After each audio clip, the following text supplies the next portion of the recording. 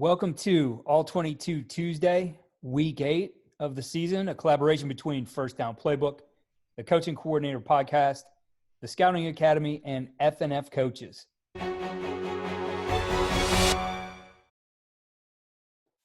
This plays from the Saints-Bears game, and we have an example here of Drew Brees doing Drew Brees things with a double post concept.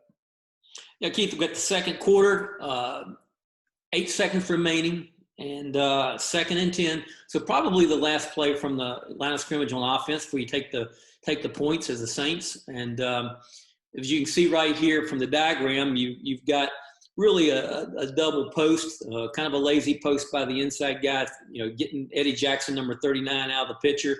And you've got number 80 in the flat, just trying to open up a window for 6'5" Jarrett Cook and Drew Brees. And what we'll look at here in a second, and I'm not sure what the coverage is. It's either some form of quarters over here to the three-man side, maybe two invert weak, or it just might be a weak roll. Either way, they got what they wanted, and they got a window. The linebacker, Trevathan, is technically in the window, but as Keith just mentioned, you're going to see why it's good to have Drew Brees on your side. So as you can see, they're getting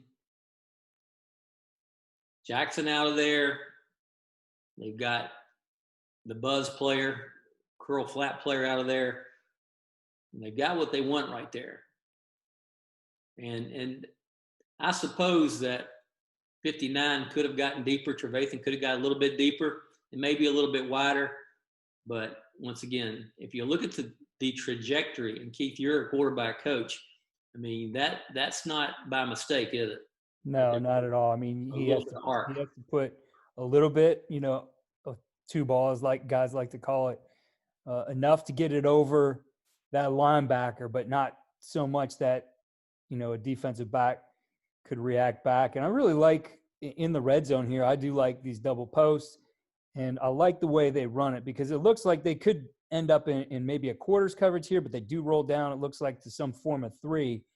Either way, what you have on that safety that you're trying to affect, whether he's rolling to the middle or he's playing his quarters coverage, is you're going to take him out and allow that outside post to win. So a good job by the outside guy here, as you pointed out, another one of those matchups. It's always nice to have a 6'5" guy going up. It makes that, that ball that you have to put up a little bit over that linebacker easy to get. But again, I like the design of the play down here in the red zone. Keith, how do you work on this throw if you're a high school coach? I mean, do you just make this throw in the red zone? Just is it a touch thing? I mean, how do you teach it?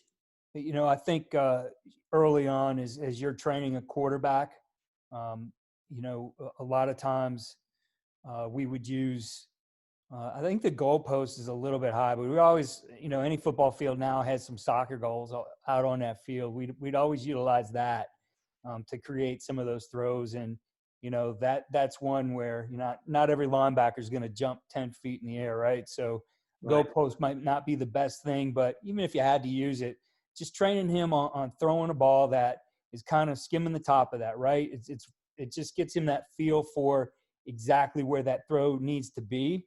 And then obviously, you need to remove those kinds of things in training and get it into your reps. So, whatever you're doing and working some combinations, you might put, a coach out there to serve as the defender or somebody on scout team, and just making sure that you get enough reps at it, right?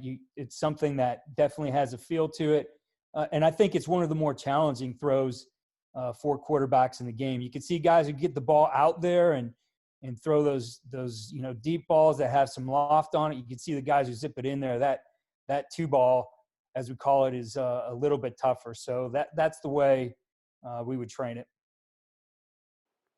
Be sure to join us each week throughout the NFL season for All 22 Tuesday. All 22 Tuesday is brought to you by FirstDown PlayBook, the #1 football playbook tool for coaches at all levels of football. Edit any of our 35,000 plays or draw your own from scratch.